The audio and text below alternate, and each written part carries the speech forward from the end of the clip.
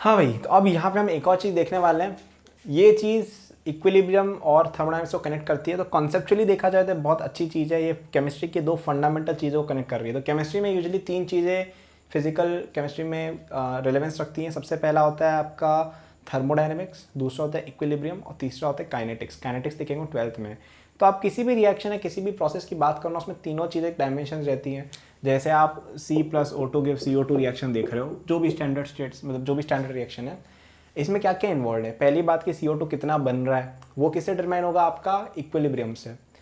फिर पूछेंगे कि इसमें एनर्जी कितनी इन्वॉल्व है, कि कितना हीट देना पड़ा, कितना टेम्परेचर राइज हुआ, ये भी इंपॉर्टेंट होता है, वो आता है थर्मोडायनेमिक्स से। फिर आपकी तीसरी चीज़ होती है केमिकल काइनेटिक्स, मतलब ये रिएक्शन कितनी फास्ट हो रही है। तो तीन डायमेंशन हो गए इसके। पहला कौन सा डायमेंशन हो गया, अमाउंट डायमेंशन। दूसरा डायमेंशन हो गया टाइम डायमेंशन। तीसरा डायमेंशन हो गया इसका टेम्परेचर या हीट वाला डायमेंशन। ठीक है, तो तीनों चीज़ें आपस में कनेक्टेड होती हैं। तो हम यहाँ पे कनेक्ट करने वाले हैं थर्मोडायनेमिक्स और आपके इक्विलिब्रियम को। ओके, इसके अलावा एक और जो चीज़ होती है जो मैंने बताया आपको, काइनेटिक्स, वो हम देखेंगे 12th में कि उसका इन दोनों से क्या रिलेशन है। तो यहाँ पे एक चीज़ होती है आपकी गिब्स एनर्जी। ठीक है, जी से डिनोट करते हैं, वो होता है आपका H-T/S। ठीक है, आपके पास कोई भी रिएक्शन है, उसकी अगर एंथैल्पी H है, टेम्परेचर T है और एंट्रोपी है आपकी S। एंट्रोपी क्या होता है मैंने बताया था, dQ/T का इंटीग्रेशन, ये या ds क्या होता है आपका dQ/T। ठीक है, ये मैं आपको बताया था फिजिक्स में। ठीक है, नॉर्मल वही है, बाकी सब केमिस्ट्री में सेम टू सेम वही अप्लाई होता है। और इसके अंदर अच्छी बात है, इसके अंदर इंजन वगैरह डिस्कस नहीं किया गया केमिस्ट्री में, तो और अच्छी बातें हैं। तो इसमें यूजली रिएक्शन वगैरह के पूछेंगे तो आप क्या करोगे, यहाँ पे डाल दोगे फॉर्मूले जो भी DQ के और कैलकुलेट कर सकते हो। ठीक है, कोई बहुत खतरनाक चीज़ नहीं है, फिजिक्स वाला सेम टू सेम है। तो अब यहाँ पे अपन देखते हैं कुछ चीज़ें। तो आपको इससे DG निकालना है, वो कितना हो जाएगा, DH - DTS प्लस, या SDT लिख दो बेटर क्लैरिटी के लिए, प्लस T∆S। ठीक है, अब आपको याद हो तुमने क्या बताया, S =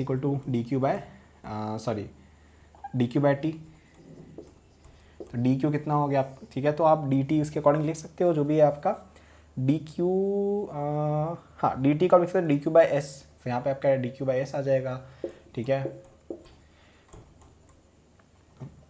और इसके अकॉर्डिंग आप जो भी चीज़ें देख सकते हो। ठीक है, अगर कांस्टेंट प्रेशर किया तो बराबर हो जाएंगे, आप कर सकते हो इंटीग्रेशन वगैरह जो भी है।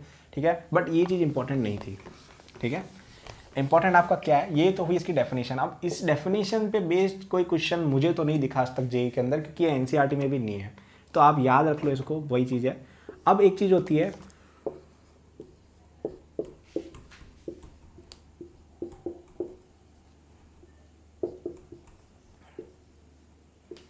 आपके पास जैसे कोई रिएक्शन है, तो इसको कहा जाता है गिब्स फ्री एनर्जी। ठीक है, अगर आप कोई भी रिएक्शन की आपको जैसे गिब्स एनर्जी निकालनी है, तो उसके अंदर भी आप वैसे ही कर सकते हो। जैसे हेस लॉ के अंदर नहीं करते अपन, कि हेस लॉ में अपन सब्ट्रैक्ट कर रहे हैं, ये कर रहे हैं, वो कर रहे हैं, तो आपको ΔG0 जैसे निकालना है, मतलब सेम टेम्परेचर वगैरह पे सेम टेम्परेचर होना चाहिए, ऑफकोर्स, वरना तो गड़बड़ होगी। तो आप जैसे हेस लॉ में अपन नहीं किए थे, रिएक्शन 1 × 2 करते हैं, फिर माइनस रिएक्शन 2 की, तो उसमें ΔG नेट हो जाएगी 2 × ΔG1 - ΔG2। इस तरह की चीज़ कर सकते। ज़्यादा हेस लॉ में नहीं करते अपन डेल्टा, चले सेम टू सेम फंडे यहाँ भी लग जाते हैं। ठीक है, तो आप कर सकते हो, कि वो नहीं है। तो कैलकुलेशन का मैंने बता दिया।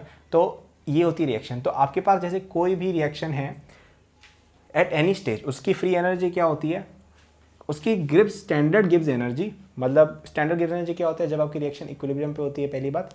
दूसरी बात, जब स्टैंडर्ड टेम्परेचर पे होती है, ठीक है, उसको कहा जाता है Gibbs free energy at standard. ठीक है, standard Gibbs free energy, ΔG0, ये O होता है ऊपर, एक डिग्री का साइन होता है, plus RT ln Q। Q क्या है आपका रिएक्शन कोएफिशिएंट, जो मैंने आपको बताया था इक्विलिब्रियम में। T क्या टेम्परेचर, R है गैस कांस्टेंट। ठीक है, तो अगर आपकी रिएक्शन होती है इक्विलिब्रियम पे, ठीक है, व्हेन T इक्विलिब्रियम होता है, तो आपका ये जो चीज़ है ना, ये 0 होता है। ठीक है, और हाँ, यहाँ पे इक्विलिब्रियम होने की कोई ऐसी जरूरत, मतलब ये बस स्टैंडर्ड टेम्परेचर वगैरह पे होनी चाहिए। स्टैंडर्ड टेम्परेचर, स्टैंडर्ड प्रेशर इतना होता है, तो उसको ΔG0 कह देते हैं। टेम्परेचर, सॉरी, अगर आप इक्विलिब्रियम पे होना तो ये हो जाता है 0। तो हम क्या लिखेंगे, 0 = ΔG0 plus RT ln K। क्यों, क्योंकि जब इक्विलिब्रियम होता है तो Q की वैल्यू K हो जाती है। तो हिस्से में क्या मिला, ये इक्वेशन। ठीक है, ये इक्वेशन काफ़ी काम आती है, और ये कनेक्ट करती है इक्विलिब्रियम और थर्मोडायनेमिक्स को।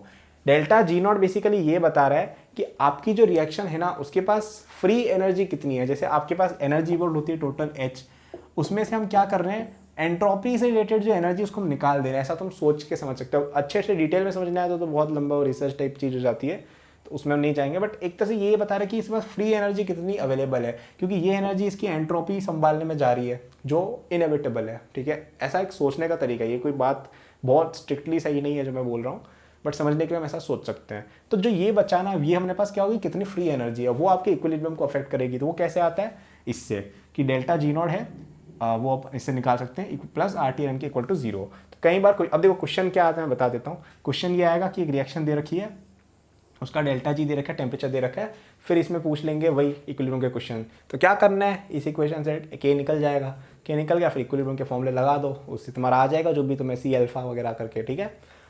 बस यही है, और कुछ है नहीं इसमें। एक चीज़ हुई ये। अब एक और एक चीज़ आती है सॉल्व करने पर, वो ये आती है कि delta G of a system is equal to minus temperature into delta S of universe, ठीक है। ये सॉल्व करने पर आता है एक, इनमें से नहीं आएगा, वो आप h माइनस टी एस को अगर आगे ले जाते हो तो ऐसा आ जाता है। तो ये क्या कह रहा है कि आपका जो सिस्टम है ना, उसके अंदर जो चेंज इन फ्री एनर्जी है वो equal to minus temperature into delta S of universe होता है। अब हमने सेकंड लॉ ऑफ थर्मोडायनेमिक्स में पढ़ा था, फिजिक्स में नहीं पढ़ा, तो मैं यहाँ बता देता हूँ कि आपका जो यूनिवर्स है ना, उसकी एंट्रोपी हमेशा इंक्रीज होती है किसी भी प्रोसेस के बाद, ठीक है। डेल्टा एस ऑफ यूनिवर्स हमेशा इंक्रीज होती है। तुम कुछ भी हरकत करते हो ना ज़िंदगी में, कुछ भी हरकत में, ये वीडियो बना रहा हूँ, तुम कुछ भी उछल कूद कर रहे हो, संसार की एंट्रोपी बढ़ती जाती है। यूनिवर्स की एंट्रोपी कंजर्व्ड नहीं है, हमेशा बढ़ती जाएगी। कुछ भी करो तुम, जैसे जैसे टाइम पास होगा बढ़ती ही जाएगी, कोई भी प्रोसेस हो रही है तो अगर आपका किसी भी प्रोसेस के बाद यूनिवर्स की एंट्रोपी बढ़ रही है, यानी वो प्रोसेस स्पॉन्टेनियस है, यानी वो अपने आप होगी, ठीक है, उसको आप रोक नहीं सकते। लेकिन अगर कोई चीज़ ऐसी है जिसकी वजह से एंट्रोपी कम हो रही है ना संसार की, इसका ये मतलब है कि वो खुद से नहीं होने वाली, आपको उसमें एनर्जी सप्लाई करके करना पड़ेगा। जैसे जैसे कोई एक टेम्परेचर है, उस पर आपका के बहुत छोटा है, ठीक है, मतलब इक्विलिब्रियम कांस्टेंट बहुत छोटा है, यानी कि रिएक्शन आगे बहुत कम जाएगी। तो अगर आपको ज़बरदस्ती उसको आगे ले जाना है ना, तो आपको क्या करना होगा, उसमें एनर्जी सप्लाई करनी होगी, किसी तरह का डिसऑर्डर लाना पड़ेगा, ठीक है। तो तभी आपका डिसऑर्डर का मतलब आपको हीट या मतलब basically you have to supply some kind of energy, अगर आपको एंट्रोपी कम करनी है यूनिवर्स की, ठीक है। तो इसका क्या मतलब हुआ कि अगर तुम्हारे कोई प्रोसेस ऐसी है जिसमें डेल्टा जी अगर पॉजिटिव हुआ उस प्रोसेस के बाद, इसका क्या मतलब होगा, क्योंकि टेम्परेचर तो हमेशा पॉजिटिव होता है, हम यहाँ पे सेल्सियस स्केल की बात कर रहे हैं, तो यानी कि ये नेगेटिव है हर बार। तो अगर तुम्हारा ये पॉजिटिव है, इसका मतलब है ये नेगेटिव है, और ये नेगेटिव तो कभी हो नहीं सकता अगर स्पॉन्टेनियस प्रोसेस है। तो आपकी रिएक्शन स्पॉन्टेनियस केवल तब होगी जब डेल्टा जी सिस्टम जो है वो आपका नेगेटिव हो।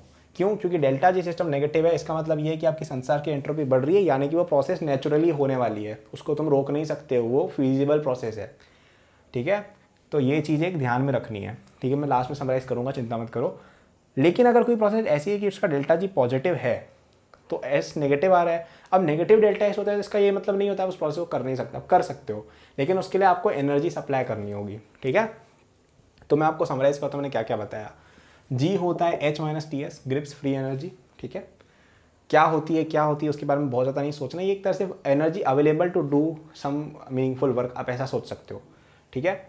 अब जैसे मेरे पास ये कोई रिएक्शन, इसका डेल्टा जी निकालने को बोला जाए कि रिएक्शन की डेल्टा जी कितनी है, तो क्या लिखेंगे हम, कुछ भी नहीं करेंगे, जो इन्वॉल्व रिएक्शन है उनका डेल्टा जी लिख लेंगे और वैसे ही हेस लॉ की तरफ निकाल देंगे। दूसरा पॉइंट कवर किया था। फिर हमने देखा कि आपका जो डेल्टा जी होता है ना, डेल्टा जी सिस्टम या डेल्टा जी इन जनरल, वो होता है delta G naught plus R T L N Q, ठीक है। अगर अपन उसमें इक्विलिब्रियम, डेल्टा जी क्या स्टैंडर्ड वाला आपका गिव्स एनर्जी, जो एस टी पी वगैरह पे स्टैंडर्ड कंडीशंस में होता है, ठीक है। अब अगर हम उसके अंदर फिर हम क्या करें, हम उसके अंदर अगर इक्विलिब्रियम की कंडीशन कर दें, तो एक लॉ होता है कि इक्विलिब्रियम पे डेल्टा जी की वैल्यू होती है 0 पूरे सिस्टम की, ठीक है। और यहाँ पे के की जगह क्यू की जगह के आ जाएगी, इक्विलिब्रियम कांस्टेंट लग जाएगा। तो यहाँ से अपन निकाल सकते हैं के of any reaction based on it standard gives energy. ये एक चीज़ दिमाग में बैठाई। तीसरी चीज़, फिर हमने एक और चीज़ देखी कि delta G of a system is given by negative of T into delta S of universe. तो अगर कोई तुम्हारी रिएक्शन है, उसका डेल्टा जी अगर नेगेटिव होता है सिस्टम का, इसका ये मतलब है कि वो रिएक्शन स्पॉन्टेनियस है, यानी कि वो नेचर चाहता है कि हो, ठीक है। और उस केस में आपका डेल्टा एस यूनिवर्स ज़्यादा होता है, यानी संसार की एंट्रोपी बढ़ रही है। अगर कोई चीज़ ऐसी है कि यार हमें वो चीज़ के अंदर डेल्टा जी पॉजिटिव है तो हो सकती है, बट आपको उसमें एनर्जी सप्लाई करके करना होगा, वो स्पॉन्टेनियस नहीं है, ठीक है। अगर तुम में से कोई ज़्यादा एम्बिशियस लोग हैं जिनको और इन्फॉर्मेशन चाहिए इन सब के बारे में, तो एक बुक आती है ब्रूस महान करके, ब्रूस एच महान नाम करके, थोड़ी सी अजीब सी बुक है वो, और केमिस्ट्री की कोई अच्छी बुक है भी नहीं मार्केट में फिजिकल की, सच बात ये है, बट वो मुझे क्लोजेस्ट टू बेस्ट लगी, ठीक है। तो मैं इस चीज़ पे बहुत डिटेल में डिस्कशन चाहिए, नेट पे मिलेगा थोड़ा बहुत तुम ब्रूस मान से पढ़ सकते हो। ठीक है, तो यही था आपका थर्मोडायनेमिक्स। बहुत सारी चीज़ें देखी। सबसे पहले फर्स्ट लॉ की चीज़ें देखी हमने, तो वो फिजिक्स से पूरा सिमिलर है एक्सेप्ट फॉर वर्क, बस ये दिमाग में घुसाना है, फिजिक्स की चीज़ अच्छे से लगानी है। यहाँ पे मैंने थोड़ा बहुत फ्लेवर दे दिया था। फिर हमने बात की थर्मोकेमिस्ट्री की, हेस लॉ की बात की, हेस लॉ बहुत इंपॉर्टेंट है, आना चाहिए। ठीक है, फिर हमने बात की डेल्टा जी की, फ्री एनर्जी क्या होता है और उससे रिलेटेड। अब यहाँ पे कोचिंग्स वगैरह में थर्ड लॉ ऑफ थर्मोडायनेमिक्स में क्या क्या बताया जाता है, बट वो चीज़ें आपकी सिलेबस में नहीं है। जो सिलेबस में चीज़ें थी उन्हें मोस्टली कवर कर ली हैं। और जानना हो तो प्लीज़ एनसीईआरटी पढ़ना ज़रूरी है। थर्मोडायनेमिक्स में मैं बिल्कुल कहूँगा पढ़ो।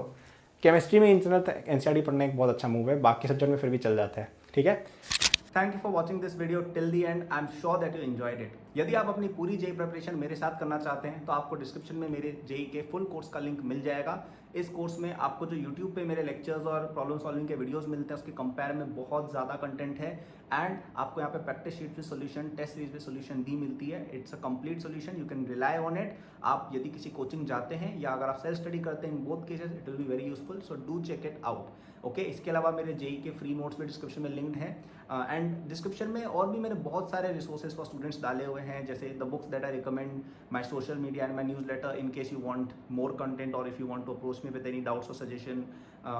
नोट्स हैं नीट के स्टूडेंट्स के लिए, कॉलेज स्टूडेंट्स के लिए, स्टार्टअप एंथुसियास्ट के लिए भी, ओलंपियाड एंथुसियास्ट के लिए भी कोर्सेज हैं, तो चेक जरूर कर लीजिएगा डिस्क्रिप्शन, आपको काफ़ी यूजफुल रिसोर्सेज वहाँ मिलेंगे।